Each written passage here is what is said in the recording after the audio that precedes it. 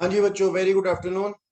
देखिए, आज की क्लास में हम लोग नया सेक्शन शुरू कर रहे हैं। उससे पहले हमारे पास एक सेक्शन था सर, एटीडी। एटीडी के अंदर हमारे पास में क्वेश्चन था जिसको कि हमें प्रैक्टिस करना था। एक बार देखिएगा इसको शुरुआत में ही। क्वेश्चन नंबर 8 लिखा हुआ है, mister A age 40 year, medical insurance premium इन्होंने पे किया 20,000 टू इंश्योर हिज हेल्थ। अपने लिए 20,000 रुपए खर्च किए और साथ में स्पाउस के लिए भी है। He also paid medical insurance premium 47,000 during the year to ensure the health of father, जिनकी की एज 63 years थी, यानी कि ये सीनियर सिटीजन थी। Who was not dependent on him, ठीक है, डिपेंडेंट नहीं हो या नहीं हो कोई फर्क नहीं पड़ता। He contributed 3,600 to central government health scheme during the year, यानी कि उन्होंने अपने लिए किया होगा क्योंकि पेरेंट्स के लिए ये अलाउड नहीं होता। He was incurred 3,000 in cash on preventive health checkup of himself and spouse rupees 4,000, यानी कि 3,000 रुपए के लिए खुद के लिए और स्पाउस के लिए 4,000। इसकी मैक्सिमम लिमिट कितनी थी? 5,000 रुपीज टोटल थी। Health checkup of himself and spouse and rupees 4,000 by check on preventive health checkup for his father, यानी कि 3,000 रुपए के लिए उसने खुद के लिए और वाइफ के लिए खर्च किया और फादर के लिए उसने खर्च किया सर 4,000 रुपीज। यहाँ पे हमारे पास है ना, दो चीजें काम कर रही हैं। एक तरीके से हमारे पास में दो चीजें काम कर रही हैं। आप देख सकते हैं यहाँ पे हमारे सेक्शन के अंदर लिमिट क्या थी। हमारे सेक्शन के अंदर लिमिट कुछ इस तरीके से थी कि अगर फैमिली के लिए करता है, और फैमिली के अंदर कौन आता है सर? फैमिली के अंदर आता है वो खुद, उसकी बीवी और उसके बच्चे, और पेरेंट्स आते हैं सर अलग से, ठीक है। और दो दो को वो ले सकता है, यानी कि दो चीजों के अंदर वो जो है वो खर्चे कर सकता है, एक तो अपनी फैमिली के लिए और एक पेरेंट्स के लिए। फैमिली के लिए करेगा, मैक्सिमम लिमिट कितनी है? 25,000 प्लस सेकंड चीज मैंने बताई थी कि अगर वो करता है तो 25,000 की, और यानी कि अगर कोई एडिशनल डिडक्शन वो लेना चाहता है मेडिक्लेम पॉलिसी के ऊपर on the life of senior citizen, यानी कि अगर 25,000 है यहाँ पे और साथ में 25,000 स्पाउस के लिए पे किया है या खुद के लिए पे किया है, तो एडिशनल 25,000 उसको और मिल जाएगा। और मैक्सिमम कितना मिल जाएगा?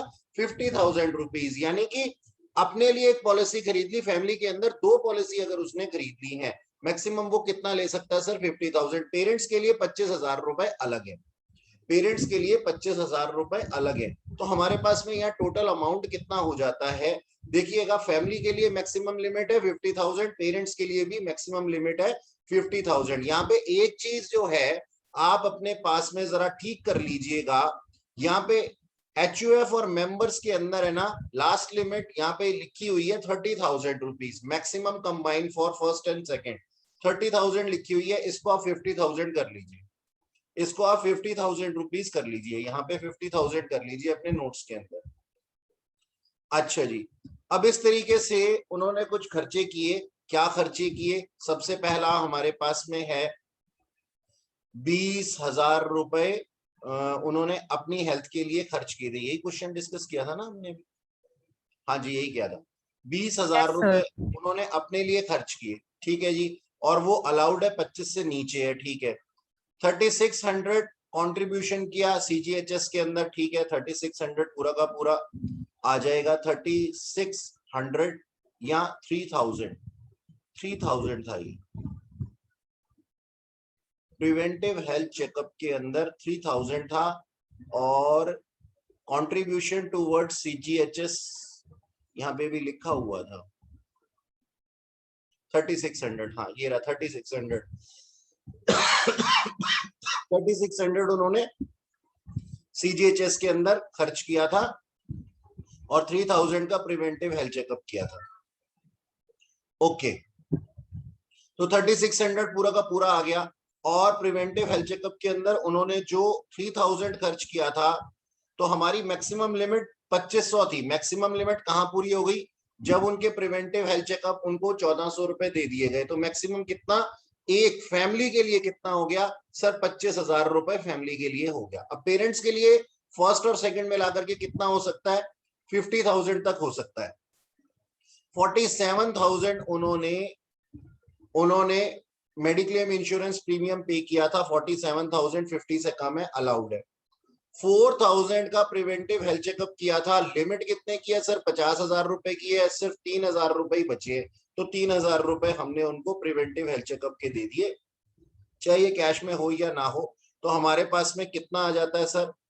75,000 रुपीज टोटल अमाउंट आ जाता है। 75,000 रुपीज टोटल अमाउंट हमारे पास में आ जाता है। नेक्स्ट क्वेश्चन है एक हमारे पास। सर मेरे को एक चीज पूछनी थी। हाँ जी बताइए।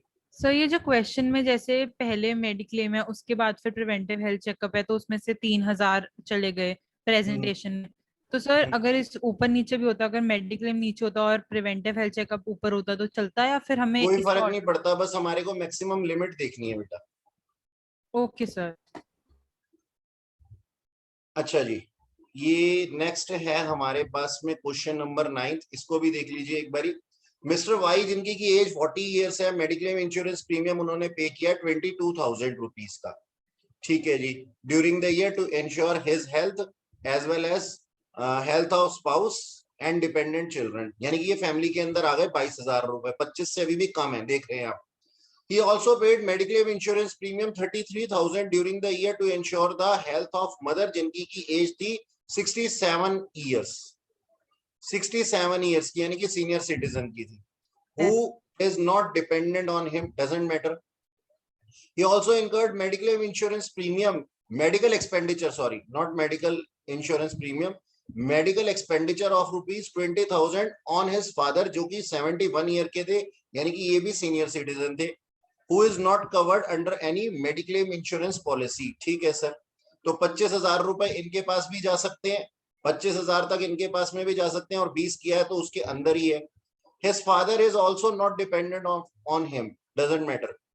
He contributed 6,000 towards CGHS, CGHS के अंदर उसने 6,000 रुपए कंट्रीब्यूट किए। ओके, वो अपने लिए ही किए होंगे, वो पेरेंट्स के लिए अलाउड नहीं होता। उन्होंने अपने ऊपर क्या क्या खर्चा किया है? 22,000 रुपए एक खर्च किए हैं, 6,000 रुपए एक खर्च किए हैं सीजीएचएस के अंदर। अब आप देख सकते हैं कि 22,000 और 25,000 के बीच में डिफरेंस कितना आ जाता है। अब पिछले क्वेश्चन के अंदर इस तरीके से क्या हुआ था कि हमने बैलेंसिंग फिगर निकाल ली थी, तो यहाँ पे आप 3,000 भी लिख सकते हैं, कॉन्ट्रीब्यूशन टू सीजीएचएस। मतलब प्रेजेंटेशन आप चाहे ऊपर वाले क्वेश्चन के हिसाब से करें चाहे इस हिसाब से करें, कोई फर्क नहीं पड़ता। मैक्सिमम लिमिट कितनी जानी चाहिए सर? ये 25,000 से ऊपर नहीं जानी चाहिए। और एक बात आपको बता दूं, मेन क्वेश्चन के अंदर आपका ये वर्किंग नोट होगा, मेन क्वेश्चन नहीं होगा। मेन क्वेश्चन डिडक्शन का इस तरीके से नहीं पूछा जाता, ये ऐड करके पूछा जाता है। 28,000 रुपए का खर्चा उसने खुद के लिए किया था, 25,000 रुपए तक अलाउड है, ठीक है जी। अब पापा के लिए उसने 33,000 मदर के लिए, सॉरी 33,000 मदर के लिए खर्च किए और 20,000 फादर के लिए खर्च किए, 53,000 टोटल खर्च किए। लेकिन इन दोनों के ऊपर कितना खर्चा कर सकता था वो? 50,000 टोटल खर्चा कर सकता था अलग अलग। और वहां पे भी फादर के ऊपर जो उसने खर्चा किया है वो मेडिकल एक्सपेंडिचर किया है। और तब ये चीज देखने वाली है कि जब उनके पास में कोई मेडिक्लेम इंश्योरेंस नहीं था तभी ये एक्सपेंडिचर अलाउड होता है। तो यहाँ पे ये 53,000 था, रिस्ट्रिक्शन है कितनी? 50,000 तक की। तो टोटल डिडक्शन ये कितनी क्लेम कर सकते हैं? 75,000 रुपीज तक डिडक्शन क्लेम कर सकते हैं।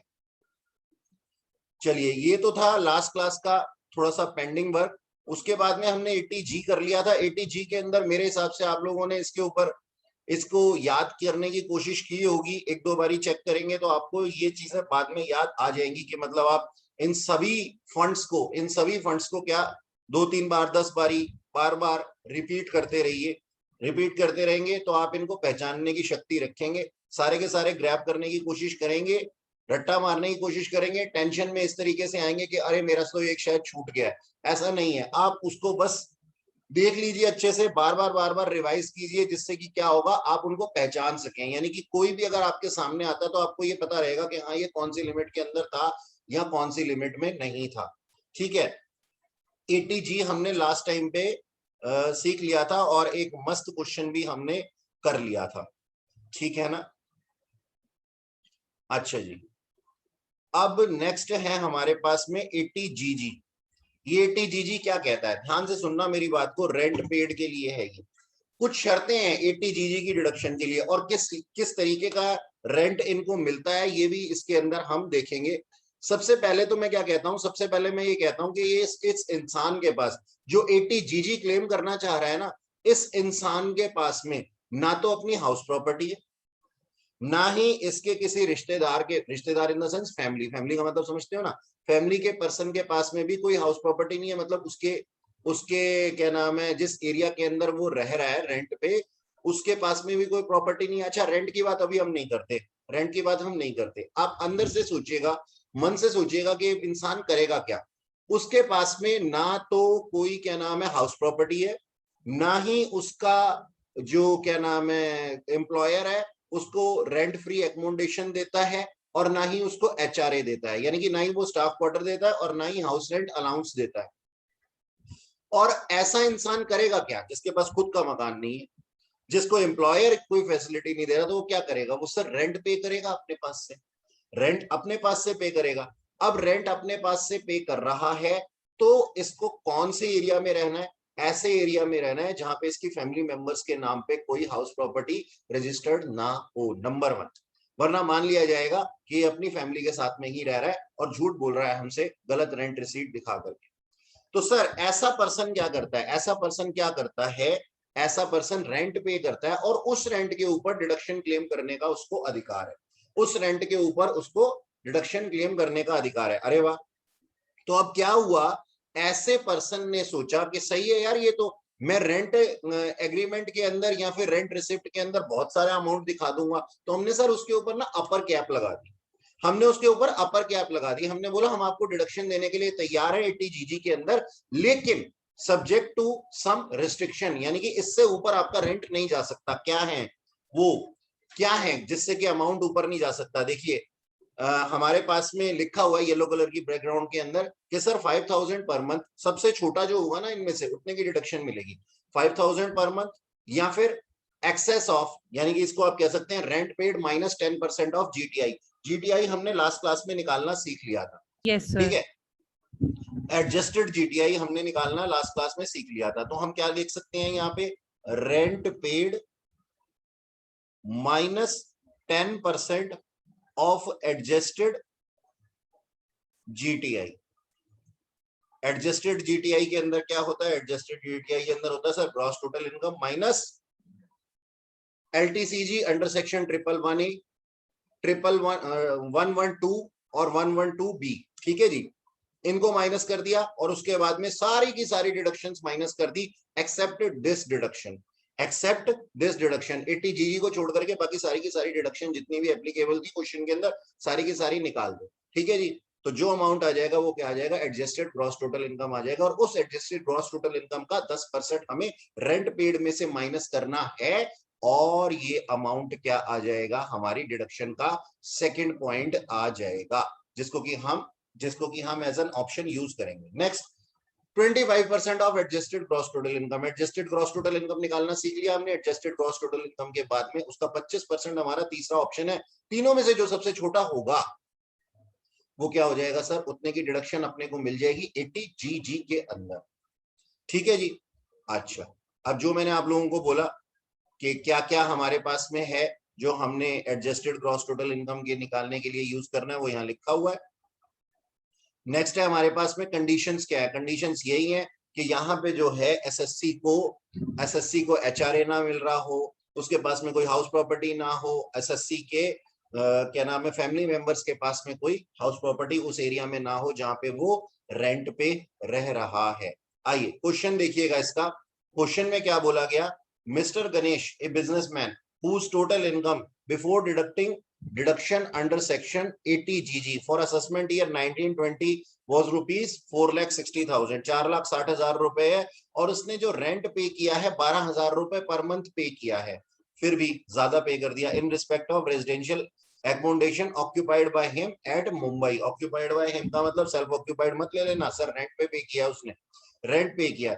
अब उसको डिडक्शन देनी है हमने, सबसे पहला ऑप्शन क्या था हमारा, actual rent paid minus 10% of adjusted gross total income, ठीक है जी। तो रेंट पेड था 1,44,000, 12,000 into 12 minus 10% of adjusted gross total income, उसकी ग्रॉस टोटल इनकम कितनी थी, 4,60,000 और कुछ भी क्वेश्चन के अंदर दिया नहीं हुआ, कुछ भी क्वेश्चन के अंदर नहीं दिया हुआ, ना लॉन्ग टर्म कैपिटल गेन दिया हुआ, ना शॉर्ट टर्म कैपिटल गेन दिया हुआ है, और ना कोई भी डिडक्शन दी हुई है। तो हम क्या कर लेंगे, सिमिलर क्या नाम है अपना, स्ट्रेट अवे 4,60,000 को ही एडजस्टेड क्रॉस टोटल इनकम मान लेंगे और उसका 10% यानी कि 46,000 हमने डिडक्ट कर दिया, तो हमारा फर्स्ट ऑप्शन आ गया 98,000।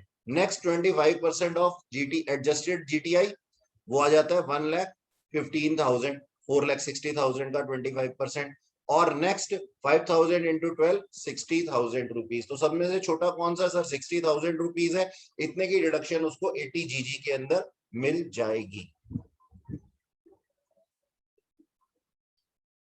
नेक्स्ट डिडक्शन हमारे पास में है सर 80 जीजी ए की। 80 जीजी ए की और 80 जीजी बी की दोनों की डिडक्शंस हमारे पास में क्या है, दोनों की डिडक्शंस हमारे पास में क्या है, एक जैसी ही देखने को मिलती है। ठीक है, देखिएगा हमारे पास में क्या लिखा हुआ है, हमारे पास में क्या लिखा हुआ है कि सर अगर कोई भी पर्सन साइंटिफिक रिसर्च के अंदर डोनेशन दे रहा होता है, अरे सर ये तो हमने पढ़ भी रखा है, साइंटिफिक रिसर्च को तो हमने पढ़ा हुआ है, कौन से चैप्टर के अंदर, पीजीबीपी के अंदर, वहां पे भी तो सेम ही चीजें होती थी। नहीं नहीं, बिल्कुल नहीं। जहां पे जिस पर्सन ने पीजीबीपी के अंदर इसको क्लेम कर लिया, वो पर्सन उसको यहाँ पे डिडक्शन को क्लेम नहीं कर सकता है। यानी कि 80 जीजी ए किसके लिए नहीं है, ऐसे पर्सन के लिए जो कि बिजनेस इनकम रखता हो, जो कि बिजनेस इनकम रखता हो, वरना दोनों हाथों में लड्डू मिल जाएंगे ना इसको। एक तरफ पीजीबीपी के अंदर एज एन एक्सपेंडिचर क्लेम कर लेगा और दूसरी तरफ 80 जीजीए के अंदर डिडक्शन क्लेम कर लेगा। तो हम कहते हैं हम इतने अच्छे नहीं है, इनकम टैक्स डिपार्टमेंट कहता है कि हम इतने अच्छे नहीं है जो दो दो जगह पे हम आपको डिडक्शन दे। ठीक है, ओके सर।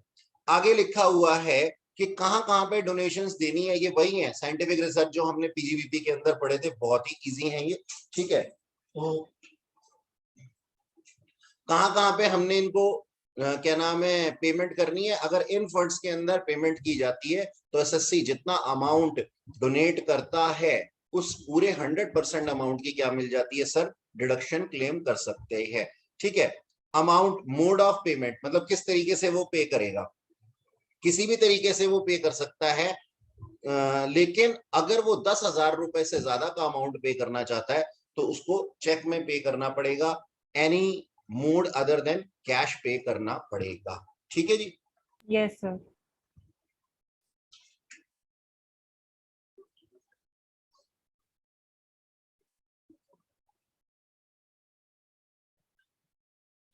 अच्छा एक चीज और लिखो यहाँ पे छोटा सा,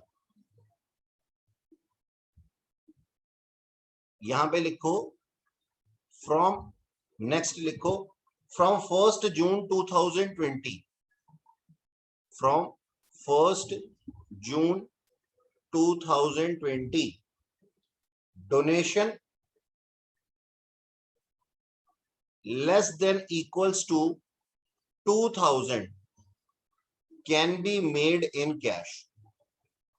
यानी कि उससे पहले की अगर डोनेशन दी है तो 10,000 रुपए से कम हो सकती है कैश में, लेकिन 1/6/2020 के बाद में अगर कोई डोनेशन दी है तो वो 2,000 रुपए से कम होनी चाहिए अगर कैश में देते हैं तो।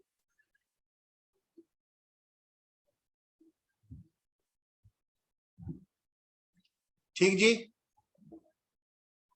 लिख लिया सर इसका मतलब इस डेट के बाद अब जो भी दे सकता है कैश में वो सिर्फ 2,000 तक दे सकता 2,000 रुपए तक ही कैश में दे सकते हैं, इससे ज्यादा कैश में नहीं, वरना अपना ऐसा नहीं है कि दे नहीं सकते, चेक में देना पड़ेगा, any mode other than cash देना पड़ेगा।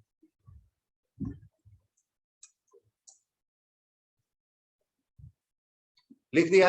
अच्छा यहाँ पे एक चीज लिखी हुई है कि अगर कभी जो क्या नाम है अप्रूवल ग्रांट्स हैं जिनको कि हमने पेमेंट की है वो सामने से डिसअप्रूव्ड हो जाएं, यानी कि अप्रूव्ड प्लान थे वो लेकिन वो डिसअप्रूव्ड हो जाएं, तो हमारी जो जो डोनेशन है वो डिनाई नहीं हो जाएगी, जो हमारी डिडक्शन मिली हुई थी ना हमें वो डिनाई नहीं हो जाएगी।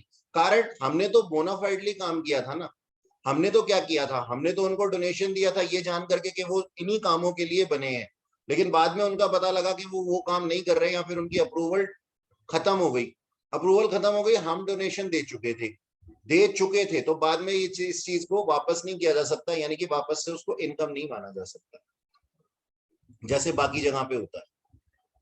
Okay sir. अच्छा जी,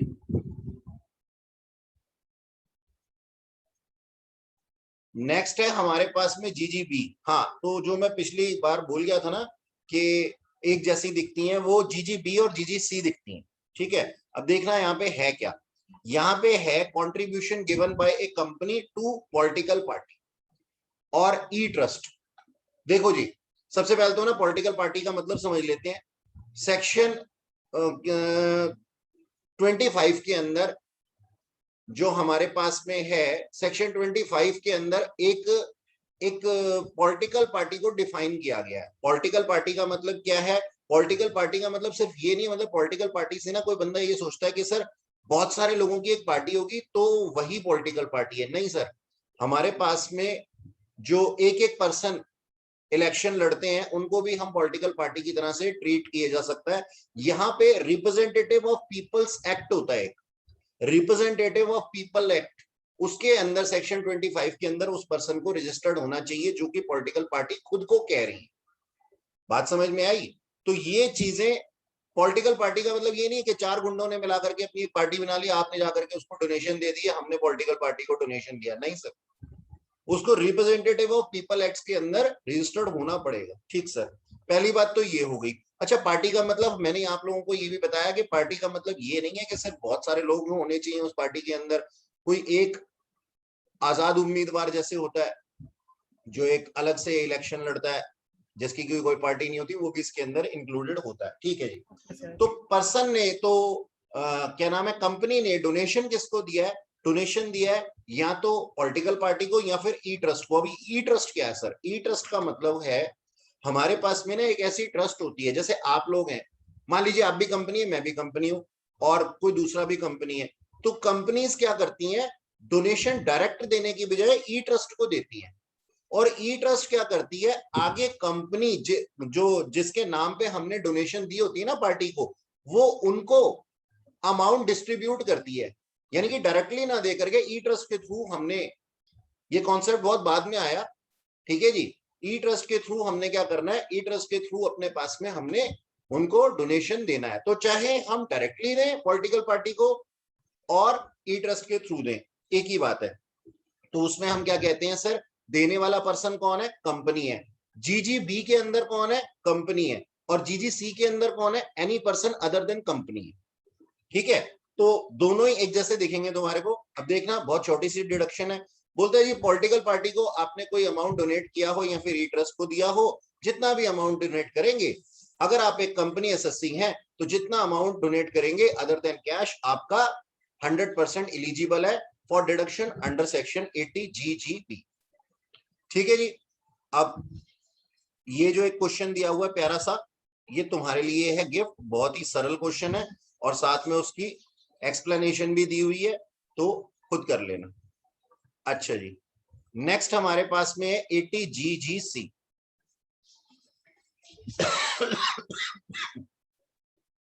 80 जीजीसी, हमने क्या बोला? कौन पर्सन है? ये कौन पर्सन है जो कंट्रीब्यूशन दे रहा है पॉलिटिकल पार्टी को? सेम सब कुछ वैसा ही है, कोई भी पर्सन है। सिर्फ कौन नहीं होना चाहिए? लोकल अथॉरिटी नहीं होनी चाहिए, या फिर कोई आर्टिफिशियल जुडिकल पर्सन नहीं होना चाहिए फंडेड बाय गवर्नमेंट। बात समझ में आ रही है? बात ये समझ में आ रही है कि ऊपर हमने कंपनी को दे दिया कि कंपनी देगी डोनेशन पॉलिटिकल पार्टी को, और दूसरे में हमने क्या बोला? पर्सन अदर देन कंपनी, यानी कि कोई भी हो सकता है, कंपनी के अलावा ही होगा, क्योंकि ऊपर तो कंपनी आ चुकी है, कंपनी के अलावा कोई भी पर्सन है। लेकिन हमने बोला कोई भी आर्टिफिशियल जुडिकल पर्सन नहीं होना चाहिए, लोकल अथॉरिटी नहीं होनी चाहिए। क्यों? क्योंकि सर गवर्नमेंट ही पॉलिटिकल पार्टीज को अगर डोनेशन देने लगेगी, सोचो आज जो है वो बीजेपी, अपनी बीजेपी की गवर्नमेंट है, तो गवर्नमेंट के नाम से अगर पॉलिटिकल पार्टी को डोनेशन जाने लगे तो हो क्या रहा है? ठीक है जी, बहुत बढ़िया है, हमने जितना कमाया था वो हम पार्टी को दे रहे हैं, और फिर इसी पार्टी के फंड से हम दोबारा से इलेक्शन लड़ करके आएंगे, तो ये तो एक सर्कल चलता ही रहेगा। तो इसलिए यहाँ पे रिस्ट्रिक्ट कर दिया कि कोई लोकल अथॉरिटी नहीं देगी, कोई आर्टिफिशियल जुडिकल पर्सन नहीं देगा, ठीक है जी, जिसको कि फंडेड बाय जो कि गवर्नमेंट हो। Yes sir. तो तो इनको रिस्ट्रिक्ट कर दिया गया, बाकी सब कुछ सेम। देखो नीचे नोट में लिखा हुआ है गवर्नमेंट कंपनी नहीं दे सकती पॉलिटिकल पार्टी, डोनेशन देगी डिडक्शन नहीं मिलेगा। अच्छा सर, नेक्स्ट है हमारे पास में डिडक्शन अंडर सेक्शन 80 TTA। अब डिडक्शन अंडर सेक्शन TTA शुरू होते ही खत्म, शुरू होते ही खत्म, ठीक है जी।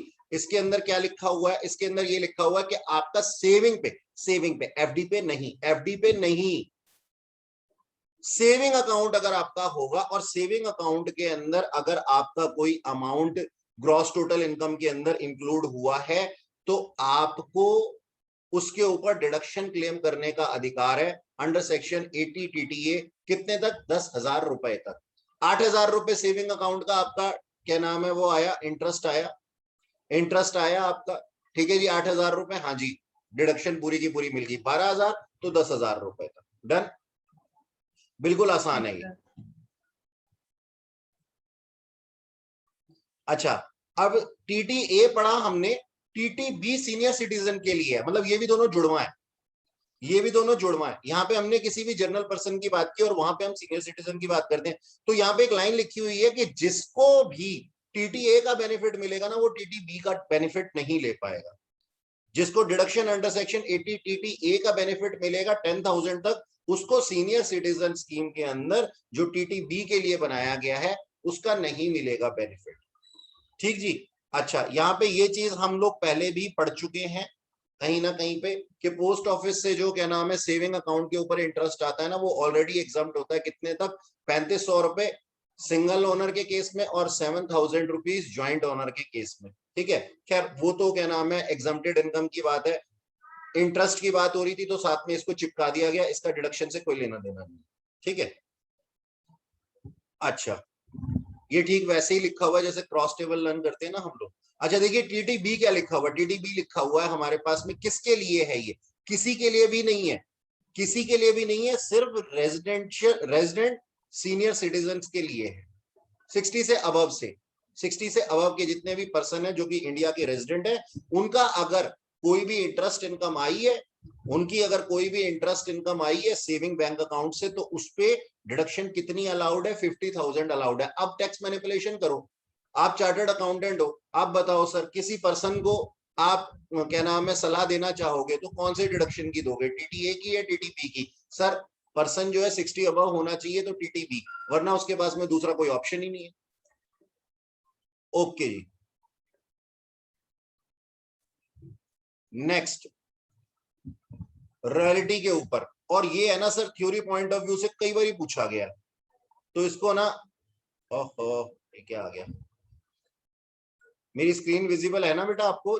Yes sir. हाँ वही है, ठीक है। हाँ देखना जी जरा, यहाँ पे क्या कहा गया है,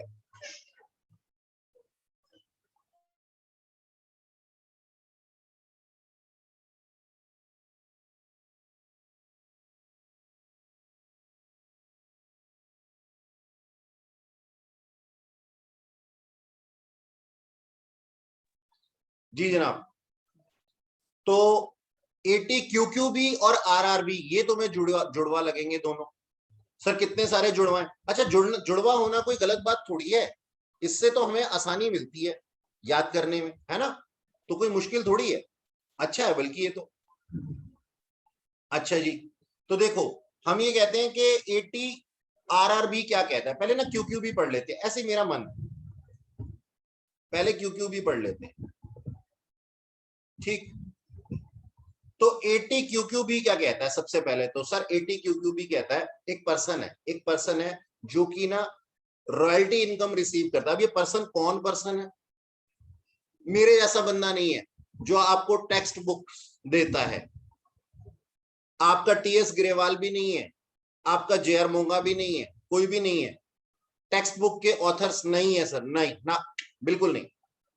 चेतन भगत अलाउड है इसके अंदर, है ना, देखा कितनी वैल्यू है ना चेतन भगत की, हमारे ऐसा बंदा कुछ नहीं। तुम तो टेक्स्ट पढ़ा रहे हो। अच्छा छोड़ो, भावनाओं में नहीं बहना। हम क्या कहते हैं? हम ये कहते हैं सर रॉयल्टी इनकम रिसीव हो रही है किसी भी पर्सन को, किस चीज से? बुक्स से। रॉयल्टी इनकम का मतलब तो समझते हो ना, रॉयल्टी इनकम का मतलब Yes, क्या होता sir. है सर? पब्लिशर ने 100 रुपए में उस चीज को बेचा, पब्लिशर ने वो कहानी किसी से लिखवाई थी, तभी जाकर के तो वो पब्लिश हो रही है। तो उसने बोला इस गरीब लेखक को, इस गरीब राइटर को, चलो मैं 100 में से 14 रुपए दे देता हूँ, 14 रुपीज दे देता हूँ। ये 14 क्यों बोला ये भी अभी समझाऊंगा। 14 रुपीज दे देता हूँ पर बुक के हिसाब से, रॉयल्टी इनकम है सर, रॉयल्टी इनकम। तो ये रॉयल्टी इनकम के ऊपर डिडक्शन क्लेम की जा सकती है। अच्छा सर, रॉयल्टी इनकम किन के ऊपर? रॉयल्टी इनकम को रॉयल्टी इनकम कब कहा जाता है? नीचे लिखा हुआ है, एलिजिबल क्या है सर हमारे पास में, क्या नाम है, वर्क ऑफ, सब कुछ लिखा हुआ, छोड़ो उस चीज को, मेरा कंसंट्रेशन डिडक्शन की लिमिट के ऊपर। डिडक्शन की लिमिट कितनी है सर? 3 लाख रुपए, मैक्सिमम है 3 लाख रुपए। अच्छा सर, अब रॉयल्टी इनकम के अंदर मैंने अभी ना एक अमाउंट बोला 14 रुपए, मैं बोल सकता था 15 रुपए, 15 रुपए भी ठीक है, 100 पे 15 तो रॉयल्टी है, हाँ ठीक है। 100 में अगर 16 रुपए होंगे दैट इज 16% ना, तो हम ये कहते हैं हम इसको रॉयल्टी इनकम मानते ही। यानी कि अगर आप किसी को रॉयल्टी इनकम दे रहे हो ना, दैट मीन्स आप उसको ऑबलाइज करने के लिए कुछ पैसा दे रहे हो, बेचारे के पास और कोई साधन नहीं था इनकम अर्न करने का, ठीक है जी। तो हमने उसको 100 में से 15 रुपए तक दे दी। लेकिन अगर आप 100 में से 16 रुपए दोगे, यानी कि 16% दोगे, तो हम इसको प्रॉफिट शेयरिंग मान लेंगे जी, हम इसको शेयरिंग ऑफ प्रॉफिट मान लेंगे, और डिडक्शन नहीं मिलेगी 15 से ऊपर पे, यानी कि 15 रुपए तक तो मिलेगी, 15% तक तो मिलेगी, लेकिन 16 के होते ही हम उसको प्रॉफिट शेयरिंग मान लेंगे। प्रॉफिट शेयरिंग मानेंगे तो डिडक्शन नहीं आएगा, क्योंकि सर प्रॉफिट शेयरिंग के ऊपर डिडक्शन नहीं है, डिडक्शन है सर रॉयल्टी इनकम के ऊपर। तो 15% तक वो रॉयल्टी इनकम। अच्छा मान लो सर 16 रुपए मिले हैं मेरे को, तो क्या डिडक्शन नहीं मिलेंगे? हाँ मिलेगी, 15 तक मिलेगी, 1 रुपया उसके ऊपर नहीं मिलेगी। बात समझ में आई? और इसको मल्टीप्लाई कर देना जितनी नंबर ऑफ कॉपी बिकी हो उससे, सिंपल। तो 15% का कॉन्सेप्ट दिमाग में आया?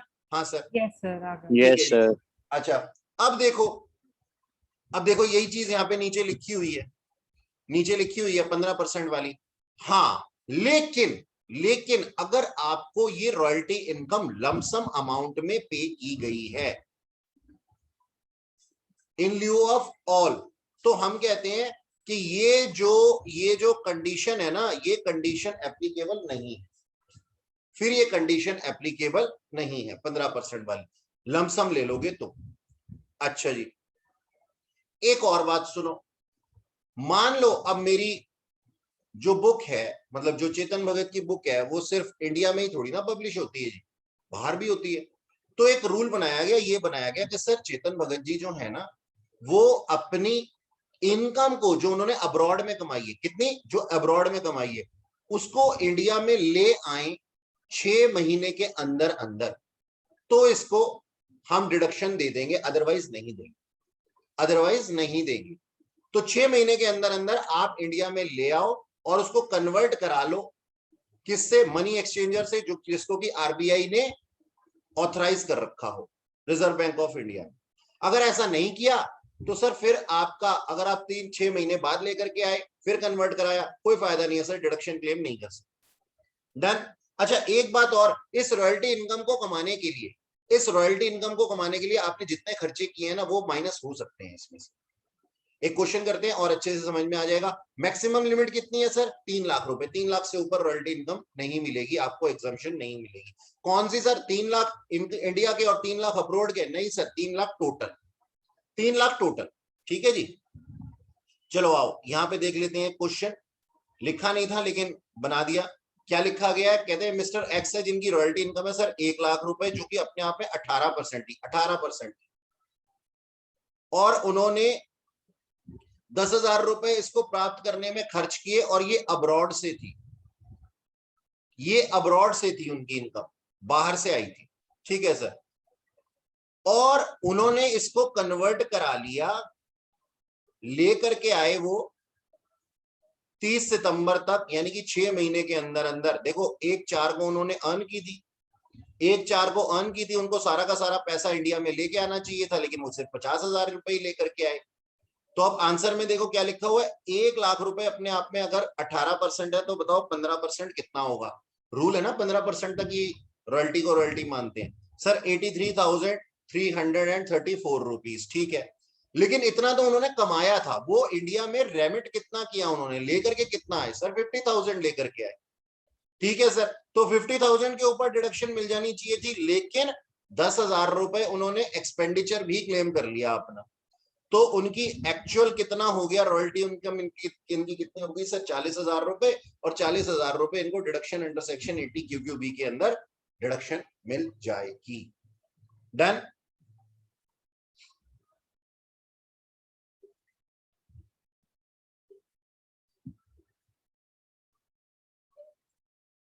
Yes sir, done. एक बात बताना बेटा मेरे को, यस एक सर। बात बताना कि जब मैंने डन बोला तो उसके क्या 1 सेकेंड बाद ही तुमने डन बोल दिया या कुछ टाइम बीच में रुक करके फिर डन बोला? सर कुछ टाइम रुक के डन बोला, हाँ, कॉपी मैं कर। पता क्या चेक करना चाह रहा था इससे, कि लैग तो नहीं है। आजकल 2 मिनट से ज्यादा अगर कोई आपस में बातचीत ना हो ना तो लगता है शायद इंटरनेट कनेक्शन के अंदर कोई दिक्कत आ गई लाइव क्लास में। तो मैं कॉपी कर रही थी इसीलिए।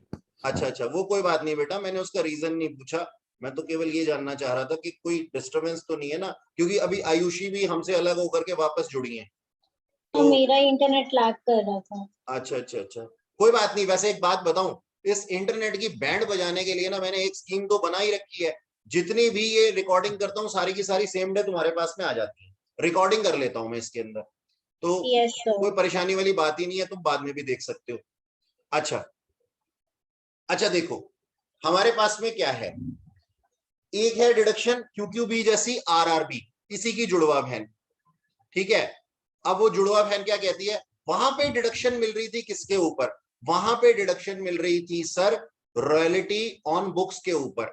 ऐसे ही यहां पे रॉयल्टी ऑन पेटेंट्स के ऊपर। पेटेंट्स का मतलब समझते हो, पेटेंट्स का मतलब समझते हो, ये देखो वो कहानी सुनी होगी ना, पोयम सुनी होगी तुमने, ऊपर पंखा चलता है नीचे बेबी सोता है। तो ये पंखा जो ऊपर चलता है ये हवा नीचे फेंकता है, तभी तो बेबी सो जाता है ना। सोचो अगर ये पंखा उल्टा चलने लगे और हवा ऊपर खींचने लगे तो बेबी सो नहीं पाएगा। बात समझ में आई, बात समझ में आई। फिर वो क्या बन जाएगा, फिर वो एक एग्जॉस्ट फैन बन जाएगा। एग्जॉस्ट फैन की क्या क्या विशेषता होती है, वो एंटी क्लॉकवाइज चलता है। और सीलिंग फैन की क्या विशेषता होती है, इंपॉर्टेंस क्या होती है, विशेषता को इंपॉर्टेंस नहीं स्पेसिफिकेशन कहते हैं। हाँ, वो क्लॉकवाइज चलता है, तो क्लॉकवाइज चलेगा तो आगे की तरफ हवा फेंकेगा, वरना पीछे की तरफ। कभी सोचा इस चीज की इन्वेंशन किसने की होगी? दिवाकर सर ने। सर ने एक दिन पंखा खोला था अपना, ठीक है, उसके अंदर बाइंडिंग देखी थी। वो बाइंडिंग अगर जिस साइड भी होगी ना, उल्टी या सीधी, वो पंखा उसी साइड घूमेगा। इस चीज की इन्वेंशन मैंने नहीं की थी, किसी पर्सन ने की होगी। और इन्वेंशन करने के साथ ही ना उसने ये किसी को बताया नहीं होगा। तो एक फैन कंपनी उसके पास में आई कि सर सर हमारे को भी इन्वेंशन बता दो अपनी। उसको कहते हैं सर पेटेंट। याद है 3 इडियट्स देखी थी, वो फुनसुक वांगडू के नाम पे कितने सारे पेटेंट्स थे। तो उन्हीं पेटेंट्स की बात हो रही है, उन्हीं पेटेंट्स की बात हो रही है। तो वो जो नो हाउ होती है ना, know how to use it, वो वाली चीज होती है पेटेंट, कि मैं बता दूंगा लेकिन मुझे पैसे चाहिए इसके लिए। उसको हम कहते हैं रॉयल्टी ऑन पेटेंट्स, ठीक है। Sir Yes. पेटेंट समझाने के लिए आपने हमारे को पूरी कहानी बता दी, चलो खैर कोई बात नहीं, होता है। सुनो जी, अब रॉयल्टी मिल रही है किसके ऊपर, पेटेंट्स के ऊपर। पेटेंट्स को पेटेंट्स कहेंगे तभी जब उसको पेटेंट एक्ट 1970 के अंदर रजिस्टर करवाया होगा। यानी कि आपके पेटेंट को किसी ने रजिस्टर किया ही नहीं, पेटेंट माना ही नहीं, और कोई बेवकूफ आकर के आपको आपके पेटेंट के ऊपर रॉयल्टी दे गया, उसकी आप डिडक्शन क्लेम कर रहे हो, नहीं मिलेगी सर, डिडक्शन नहीं मिलेगी। पहले आप रजिस्टर्ड भी तो होने चाहिए ना, कि हाँ आप भी एक पागल साइंटिस्ट हैं जिसने की कुछ इन्वेंट किया है, ठीक है। अच्छा जी, डिडक्शन कितनी मिलेगी सर, वही जैसे हमारे पास QQB में मिली थी, अमाउंट रिसीव्ड और 3 lakh which ever is less, ठीक है सर। और हमारे पास में इनकम एलिजिबल फॉर डिडक्शन, अगर किसी को रॉयल्टी इनकम एडवांस में दी जाती है ना, हम उसको बोलते हैं रॉयल्टी इनकम एडवांस में दी जाती है, और जो कि बाद में रिटर्न नहीं की जाएगी, ठीक है जी। उसको हम रॉयल्टी इनकम कहते हैं। लेकिन अगर किसी पर्सन को कोई ऐसा अमाउंट दे दिया जाए, एक सेकेंड ठहरना बच्चों,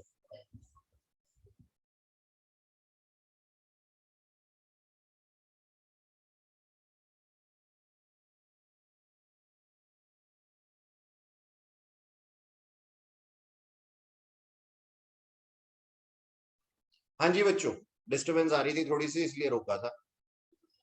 हाँ जी, तो मैं क्या कह रहा था, मैं ये कह रहा था कि अगर एडवांस में किसी को रिसीव हुआ है उसको हम क्या नाम है, रॉयल्टी मान रहे हैं यहाँ पे, जो कि रिटर्नेबल नहीं है। अगर सोच करके देखो, किसी पर्सन को जो है कोई कंसीडरेशन दिया गया है, किस काम के लिए, मैन्युफैक्चरिंग करने के लिए और कमर्शियल यूज करने के लिए, मतलब कि पहले नहीं दिया गया, सेल ऑफ प्रोडक्ट करने के लिए, यानी कि आपको मैंने कोई कंसीडरेशन दिया था कि जाकर के आप इसको बेचो और आप अच्छे तरीके से उसको बेच रहे हो, ठीक है, सेल ऑफ प्रोडक्ट जिसको कि हमने पेटेंट प्रोसेस के अंदर बनाया था, तो ऐसी चीज रॉयल्टी नहीं है, तो उसके ऊपर नहीं मिलेगा। तो ये खैर क्वेश्चन में होता भी नहीं है, लेकिन डाला हुआ है नोट के अंदर, तो ठीक है। अच्छा जी, तो आपको याद कितना रखना है, सिर्फ इतना ही याद रखना है सर, क्यूक्यूबी और आरआरबी के अंदर रॉयल्टी इनकम एग्जाम डिडक्टेबल है, कितने तक, 3 लाख रुपए तक, दैट्स इट, बात खत्म। अच्छा, दूसरी चीज यहां पे भी सब कुछ वही आ जाएगा कि 6 महीने के अंदर अंदर आपको, अगर फॉरेन में आपके पेटेंट फॉरेन में भी मांगे जा रहे हैं, तो उससे भी अगर आपको रॉयल्टी इनकम आ रही है, तो 6 महीने के अंदर अंदर जो भी आपने इनकम अर्न की थी ना, उसको आप इंडिया में ले आओ। 6 महीने के बाद लेकर के आए तो डिडक्शन क्लेम नहीं होगी, ठीक जैसे अभी हमने देखी थी, ठीक है। और दूसरी चीज, इस जो फॉरेन कंट्री से हमारे को इनकम आई है ना, इसका प्रिस्क्राइब सर्टिफिकेट जो है वो रिटर्न ऑफ इनकम के साथ लगाना जरूरी है। ये क्यूक्यूबी में भी था, जो कि शायद मैं बोलना भूल गया था, ठीक है जी। अच्छा, अगर मान लो कभी किसी पेटेंट को इन्वेंशन ना मान करके कुछ और मान करके उसकी रिवोकेशन हो जाती है, यानी कि उसको हम पेटेंट मानते ही नहीं, डिनाई कर देते हैं, तो 4 साल का टाइम पीरियड है, इसको रेक्टिफाई कर लो और रिमेनिंग जो पहले डिडक्टेबल अमाउंट था उसके ऊपर टैक्स पे कर दो, जिसकी की पहले डिडक्शन मिल चुकी है, ठीक जी। Yes sir. क्यों भी कर चुके। एटीयू देखो जी, एटीयू बहुत आसान है। एटीयू के अंदर क्या बोला गया है कि अगर किसी भी पर्सन, कोई भी ऐसा पर्सन है जो कि डिसेबिलिटी है, जिसको की डिसेबिलिटी है, और डिसेबिलिटी हम पहले ही डिफाइन कर चुके हैं, ये हम पहले ही देख चुके हैं हमारे पास में। तो एटीयू के अंदर क्या आता है, एक डिसेबल पर्सन है, वो सेल्फ जनरेटेड इनकम, मतलब खुद इनकम अर्न कर रहा है, और अपनी इनकम के ऊपर वो डिडक्शन क्लेम कर सकता है, कितनी, 75,000 या 1,25,000।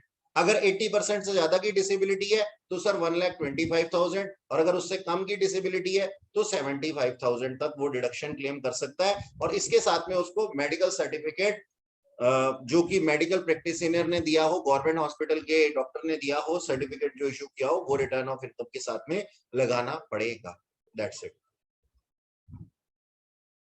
अच्छा, नेक्स्ट है हमारे पास में न्यू एम्प्लॉइज। ध्यान से देखना, ध्यान से सुनना मेरी बात को। अनुज है, एक मैन्युफैक्चरर है, और अनुज 1 लाख की टर्नओवर से ऊपर चला जाता है, 1 लाख नहीं, सॉरी माफ करना मेरे को, 1 करोड़ से, 1 करोड़ की टर्नओवर से ऊपर चला जाता है, तो इसके क्या होंगे सर, इसके बुक्स ऑफ अकाउंट ऑडिट होंगे। टर्नओवर मोर देन 1 करोड़, तो उसके लिए है 80JJA। अच्छा, अनुज कौन है ये तो हमने देख लिया।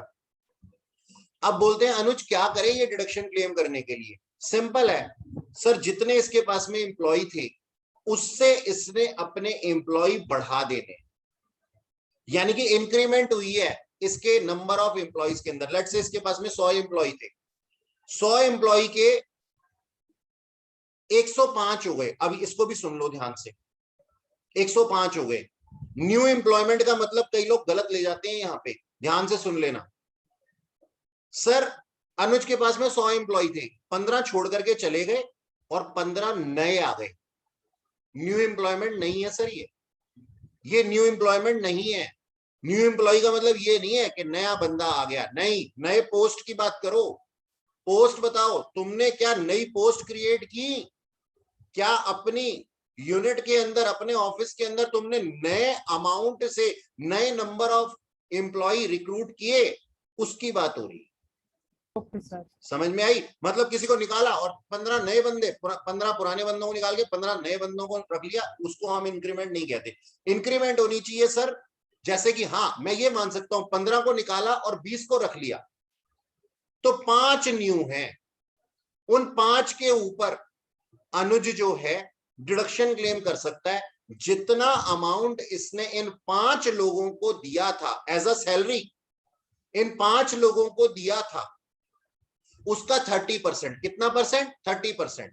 लेट से इसने न्यू एम्प्लॉय रखे 8,000 महीने वाले, और 8,000 इंटू 12 कितना हो गया? कितना पे किया इसने? इंटू 5 भी कर लेना, बताना 8,000 इंटू 12 इंटू 5 कितना आता है? जल्दी बता दो। 8,000 इंटू 12 इंटू 5 कितना आता है? 4,80,000। 4,80,000 का 30% डिडक्शन क्लेम कर सकता है 80 JJAA के अंदर। ठीक है जी। अच्छा जी, अब ध्यान से सुनना, डिडक्शन क्लेम कर सकता है लेकिन कुछ कंडीशंस हैं। क्या कंडीशंस है सर? कंडीशंस ये हैं कि अनुज का जो बिजनेस है ना, पुराने बिजनेस को तोड़ करके नए बिजनेस को एस्टेब्लिश ना किया गया हो। देखो पहला क्या लिखा हुआ है, business should not be the form by the splitting up और रिकंस्ट्रक्शन ऑफ एग्जिस्टिंग बिजनेस। कोई पुराना बिजनेस एग्जिस्टेंस में था, उसको तोड़ ताड़ करके उसका नया कर लिया हमने, या फिर पुराने किसी बिजनेस की रीऑर्गेनाइजेशन ना की हो हमने। ठीक है सर, मतलब पुराने बिजनेस को नया बना दिया और हमने बोल दिया जी हमारे तो नए एम्प्लॉई हैं, ना ना ऐसा नहीं हो। हाँ, एक बात हो सकती है, आपने एक एग्जिस्टिंग बिजनेस जो कि चल रहा है उसके अंदर न्यू पर्सन बढ़ा दिए, तो हम उसको क्या बोलते हैं?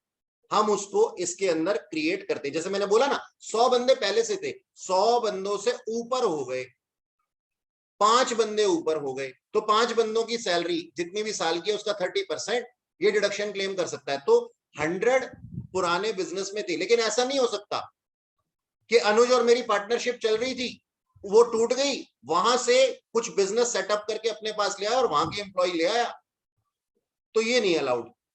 ठीक है जी, तो पुराना बिजनेस नहीं होना चाहिए। हाँ, चलते हुए बिजनेस में इंक्रीमेंट होगी, that is other thing. Increment of employ, number of employ increase होना चाहिए, डन। अब अगर नया बिजनेस है तो सर फिर तो सर न्यू ही है ना सब कुछ, फिर तो न्यू ही है सब कुछ। तो यानी कि अगर नया बिजनेस है तो नए बिजनेस में जितने भी एम्प्लॉय हैं 3 कंसेक्यूटिव ईयर्स तक हम उनकी डिडक्शन क्लेम कर सकते हैं 30%, 3 साल तक। ठीक जी, ये लिखा हुआ देखो। अच्छा, अब थोड़ा सा और डेप्थ में जाते हैं। कहते हैं जी एडिशनल एम्प्लॉय का मतलब भी समझा दो। ये एम्प्लॉय के अंदर सारे एम्प्लॉयज आते हैं, लेकिन नहीं आते कौन? जिनकी की सैलरी 25,000 रुपए से ज्यादा है, जिनका employ for home entire contribution paid by government under employ pension scheme, जिनकी पेंशन स्कीम के अंदर सारा का सारा अमाउंट जो है वो खुद नहीं कंट्रीब्यूट कर रहे, सारा का सारा गवर्नमेंट ही कंट्रीब्यूट कर रही है, ऐसे एम्प्लॉय नहीं आएंगे। ऐसे एम्प्लॉय भी नहीं आएंगे जो लेस देन 240 डेज के लिए हमारे पास में रहते हैं। लेस देन 240 डेज यानी कि मैंने अपने एम्प्लॉय को अपने पास रखा लेकिन पूरे साल नहीं रहा, ये इतना रहा कि 240 से भी कम था, 239 था तो नहीं। हाँ, अब इसी 240 को आप रिप्लेस कर दो कितने से? 150 से। किसमें? जहां पे लेदर प्रोडक्ट्स बनाए जाते हैं। बात समझ में आई? मेरा एक नॉर्मल बिजनेस है, मेरा एक नॉर्मल मैन्युफैक्चरिंग यूनिट है, कितने डेज देखोगे आप एम्प्लॉय के लिए? एम्प्लॉय को एम्प्लॉय कब कहोगे? जब वो 240 दिन या 240 दिन से ज्यादा मेरी ऑर्गेनाइजेशन के अंदर था। अगर लेदर प्रोडक्ट का काम कर रहा हूं तो सर वही दिन 150 देखे जाएंगे। तो इससे कम जो एम्प्लॉय होंगे जो कि मेरे फॉर्म के अंदर, मेरी ऑर्गेनाइजेशन के अंदर काम कर रहे थे, उनकी सैलरी के ऊपर डिडक्शन क्लेम नहीं कर सकता। यहां पे एक बात है देखने वाली, यहां पे एक बात है देखने वाली, ध्यान से सुन लेना मेरी। जिस एम्प्लॉय को मेरे ऑर्गेनाइजेशन के अंदर 240 दिन नहीं हुए, लेट्स से उसको कितने हुए थे, 220 दिन हुए थे, 220 दिन हुए थे, तो नेक्स्ट ईयर में वो प्रवेश करेगा मेरे साथ में, मेरी ऑर्गेनाइजेशन के साथ में। नेक्स्ट ईयर भी वो मेरा एम्प्लॉय होगा, छोड़ के नहीं गया ना, मैंने निकाला उसको। तो नेक्स्ट ईयर क्या होगा, नेक्स्ट ईयर तो उसके 240 दिन पूरे होंगे ना? यस हाँ सर। सर बिल्कुल होंगे। तो नेक्स्ट ईयर में हम उसकी सैलरी का 30% डिडक्शन क्लेम कर सकते हैं, और इसी 240 को तुम रिप्लेस कर देना लेदर प्रोडक्ट्स के केस में 150 से। समझ में आई सर? सर आ गया। डन। अच्छा, ऐसे एम्प्लॉइज भी एम्प्लॉय नहीं है जो कि आरपीएफ के अंदर कुछ भी कंट्रीब्यूट नहीं करते।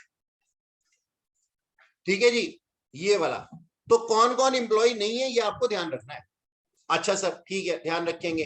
अब उनकी सैलरी को भी डिफाइन किया गया है। कहता है सैलरी के अंदर सब कुछ इंक्लूड होगा, लेकिन ये इंक्लूड नहीं होगा। क्या? जितने भी पेंशन फंड तुम जानते हो ना, सैलरी के अंदर पड़े हैं ना मेरे पास, पेंशन फंड हो गया, प्रोविडेंट फंड हो गया, सुपर इनोवेशन फंड हो गया, जितने भी इंप्लॉय बेनिफिट के लिए थे वो सारे के सारे फंड इसकी सैलरी में आप इंक्लूड नहीं करोगे for the purpose of computation of this.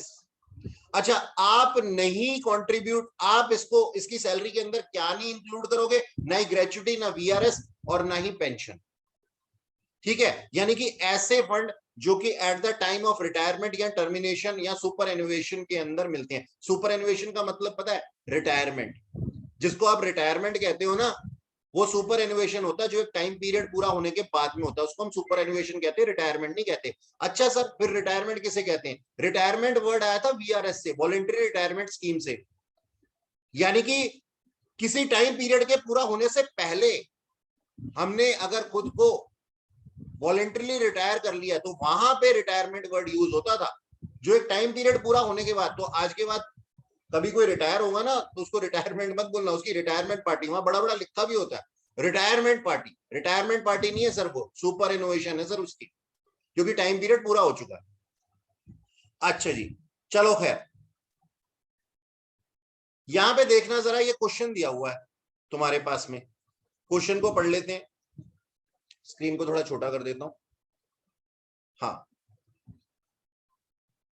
10 employ थे हमारे पास में एक फैक्ट्री थी और उसके अंदर 105 न्यू एम्प्लॉय, 105 न्यू एम्प्लॉय आपके पास भी है नोट्स। तो 10 एम्प्लॉय कौन से थे जिन्होंने प्रोविडेंट फंड के अंदर, who does not participate in provident fund benefits. तो क्या ऐसे एम्प्लॉय आएंगे? नहीं सर, बिल्कुल नहीं आएंगे। अभी हमने देखा, ठीक है, ऊपर ही ये देखो, नॉट पार्टिसिपेट इन आरपीएफ। अच्छा, 30 एम्प्लॉइज जो कि एम्प्लॉय किए गए थे, कब से एम्प्लॉयमेंट में कब से आए थे? 1/4/2018 से और 30/3/2019 तक रहे। हाँ, ये 30 एम्प्लॉइज जो थे ना, ये 240 दिन से ज्यादा थे हमारे पास में, ये आएंगे सर। अच्छा, 50 एम्प्लॉइज ऐसे थे जिनको कि हमने एम्प्लॉयमेंट दी 1/5/2018 से, जिनकी की सैलरी 30,000 रुपए पर मंथ थी। भगा दो इनको, ये ऑलरेडी बहुत ही महंगे एम्प्लॉय हैं। 25,000 की लिमिट है, 30,000 रुपए तो ऑलरेडी दे रहे हैं हम इनको। हटाओ इनको, हम एम्प्लॉय मानते ही नहीं अपना, इनके लिए स्कीम है ही नहीं। अच्छा, 15 एम्प्लॉय ऐसे थे जो कि एम्प्लॉयमेंट पे आए 1 सितंबर 2018 को, तो ये लेस देन 280 डेज है, 240 डेज। इनको भी भगा दो यहां से, ये भी नहीं आएंगे। तो टोटल नंबर ऑफ एम्प्लॉय कितने हो गए सर? 30 नए एम्प्लॉय रखे हैं। और ये देखो, झूठ झाट बोल करके क्या कह रहा था, मैंने तो इतने रख लिए, इतने रख लिए, इतने रख लिए। अरे कितने भी नहीं रखे भैया तूने। हमारे लिए तो एम्प्लॉय जब हम कहते हैं तो एम्प्लॉय यहाँ पे सिर्फ 30 ही एम्प्लॉय है, बाकी तो सब मोह माया है। तो सर 10,000 रुपए हमने इनको दिए थे पर मंथ। यहाँ कहीं सैलरी लिखी हुई होगी, हाँ ये लिखी 10,000 रुपए की सैलरी हमने इनको दी थी पर मंथ के हिसाब से। ठीक है जी। और मैन्युफैक्चरिंग यूनिट के प्रॉफिट्स कितने थे? 4,75,000 थे। ठीक है जी, चेक कर लेते हैं। तो हमारी डिडक्शन कितनी है? क्या मैंने ठीक देखा? 4,75,000। जल्दी जल्दी में देख लिया। Except those employed on 1/5/2018 and profit from manufacturing of goods and factory for assessment year 4,75,000। ठीक ही देखा था मैंने, चलो। अच्छा, तो हमारे पास में डिडक्शन कितनी हो जाएगी? जैसा मैंने अभी आपको बताया ही था थोड़ी देर पहले, 10,000 रुपए 30 एम्प्लॉय के लिए 12 महीने तक, 36 लाख रुपए 36 लाख का 30% कितना होता है सर? 10,80,000 रुपए की डिडक्शन आप क्लेम कर सकते हो, तक कर सकते हो। इनकम नहीं है इतनी तो फिर कहां से करोगे? अच्छा जी, एक डिडक्शन है हमारे पास में, एक सेकेंड ठहरना।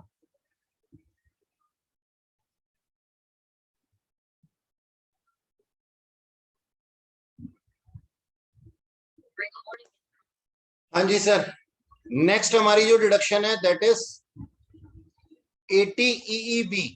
80 EEB किसके लिए है? सबसे पहले तो सर हमारे पास में, एक सेकेंड,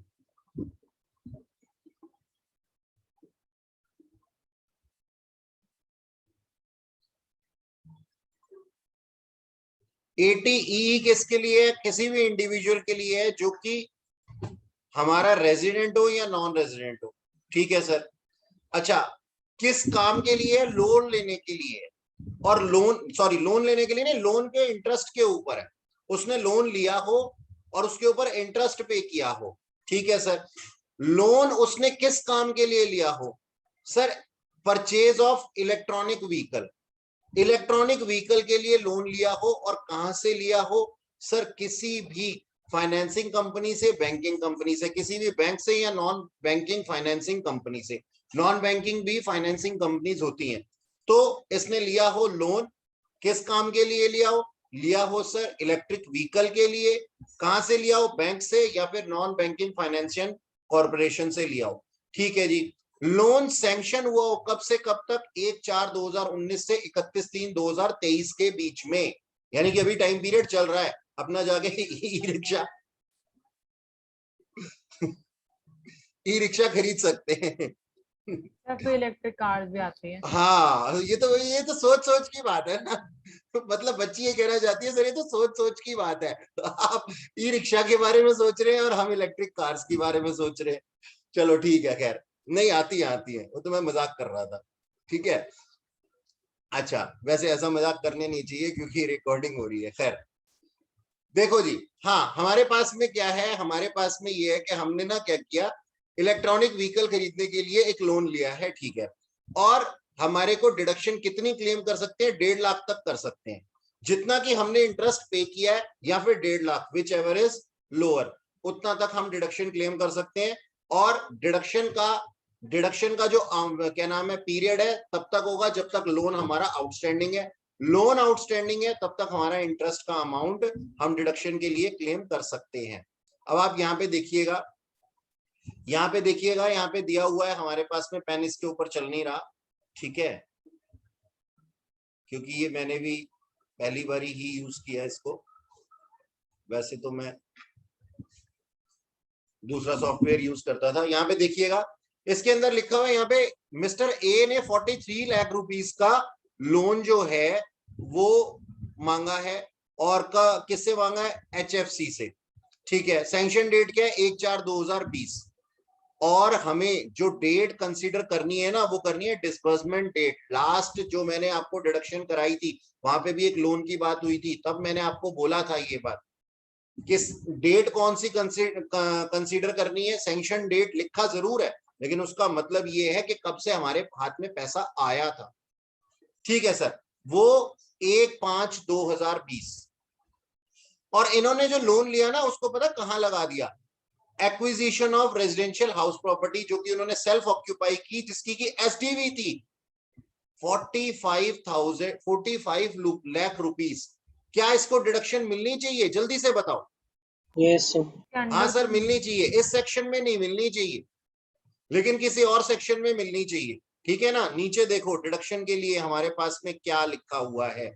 लिखा हुआ है हमारे पास में, उसने हाउस प्रॉपर्टी के ऊपर लोन लिया है, और उसका इंटरेस्ट कितना बन रहा है? उसने 43 लाख का लोन लिया है, जिसके ऊपर की 9% रेट ऑफ इंटरेस्ट है पर एनम। और 11 महीने के लिए इसका टाइम पीरियड है। कब से देखा हमने? 1/5 से देखा है, 1/5 से देखा है। तो सर हम क्या कह रहे हैं? हमारे को डिडक्शन मिलेगी, इस सेक्शन में नहीं मिलेगी, दूसरे में मिलेगी। अच्छा, सेल्फ ऑक्यूपाइड हाउस प्रॉपर्टी है? हाँ sir, self occupied house property है।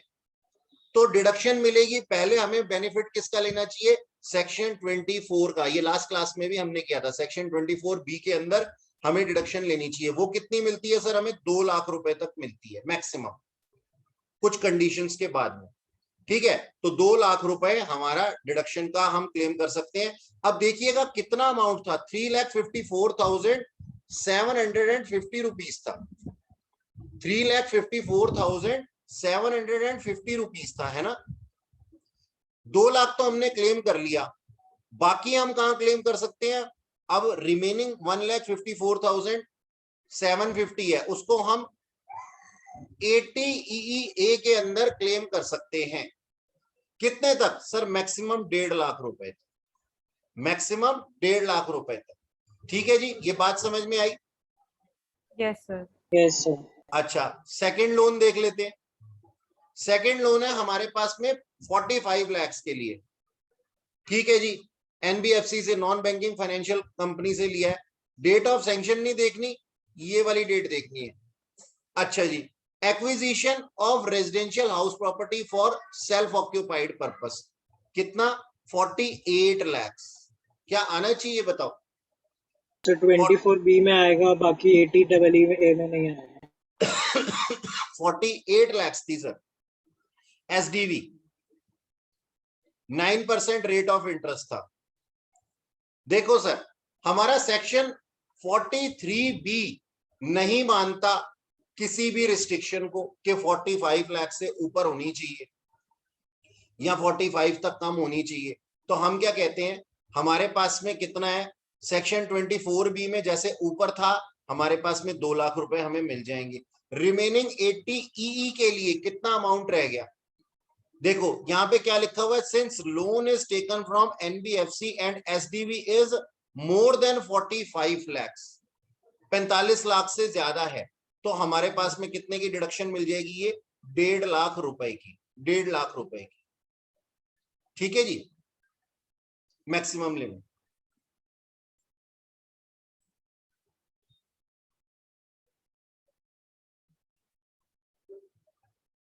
अच्छा, हाउस प्रॉपर्टी की जो एसडीवी है वो तो 48 लाख है ना, उसमें लिमिट तो 45 लाख तक की दे रखी है। हटाओ सर इसको, मैं भी, मेरे भी दिमाग में यही था, हटाओ इसको। मैं भी इसीलिए धीरे धीरे ही ऊपर जा रहा था, मैंने कहा शायद मेरे दिमाग में कुछ और आ गया। नहीं, 45 लाख की लिमिट थी ना, तो नहीं मिलेगी। नेक्स्ट है सर हमारे पास में अमाउंट ऑफ लोन। एक सेकेंड ठहरना बच्चों।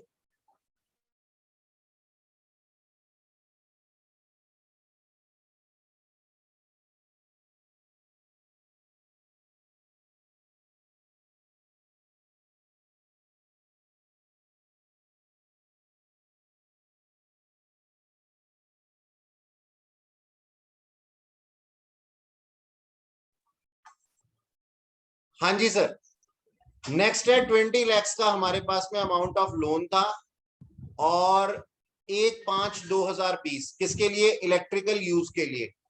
22 लाख की कॉस्ट थी, 10% का इंटरेस्ट रेट था।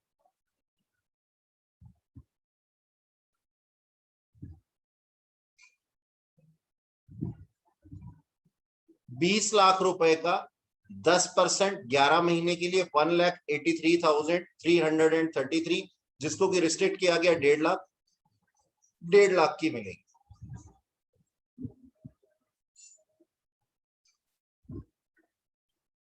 ₹15 लाख का लोन लिया था पब्लिक सेक्टर बैंक से, कब? 1/5/2020 को। Purchase of electrical vehicle for personal use, और 18 लाख का था इसका ई व्हीकल, और 10% पर एनम का इसका इंटरेस्ट था।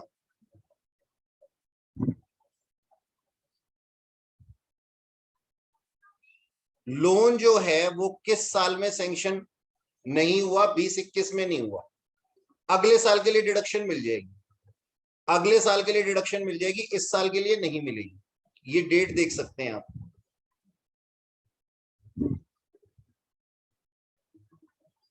1/5/2020 यानी कि 20-21 की डेट थी ये। ठीक है जी। Yes sir. ठीक है बच्चों, ये हमारा टोटल जो था वो हमारा चैप्टर था डिडक्शन, और डिडक्शन चैप्टर हमारा कंप्लीट हो गया। नेक्स्ट चैप्टर में फिर मिलेंगे।